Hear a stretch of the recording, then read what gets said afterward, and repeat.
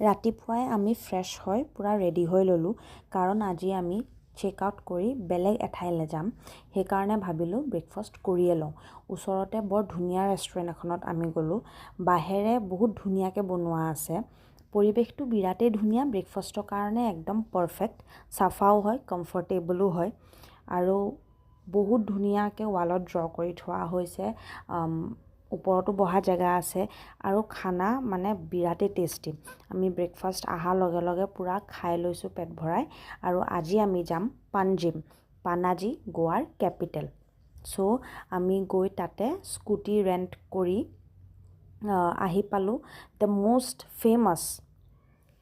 fountain house ৰং বিৰংগা ঘৰ ধুনীয়া আছিলে ঠাইখিনি বহুত ভিৰ আছিলে অভিয়াছলি টুৰিষ্ট প্লেচ হয় মানুহ আহিবই বহুত ডাঙৰ স্পেচ আছিলে সেইকাৰণে আমি অলপ টাইম গোটেই গলিখিনি এক্সপ্ল'ৰ কৰিলোঁ বহুত কালাৰফুল হয় ধুনীয়া ঘৰ আছে আৰু বহুত মানুহ হৈছে বুলি লেতেৰা নহয় চাফাও হয় আৰু এনেকুৱা সৰু সুৰা চাৰ্চবোৰ তাতে আছে ৰাস্তাৰ মাজতে ভাল লাগিলে গৈ সেইখিনি ঠাই নেক্সট আমি ছেকেণ্ড নকওঁ still most famous Our Lady of the Immaculate Conception Church white church বিৰাট ডাঙৰ বহুত ধুনীয়া ৰাতিপুৱাই ব্ৰেকফাষ্ট কৰাৰ কাৰণে আমাৰ আবেলি ভোক লাগিছিলে খাই মেলি তামোল পাণ খোৱা মানুহ যিহেতু পাণ এখন আমি আৰামছে খাই বৈ আমি ওলালোঁ মীৰা বিচৰ পিনে ৰাতি হৈছিল কাৰণে আমি বহুত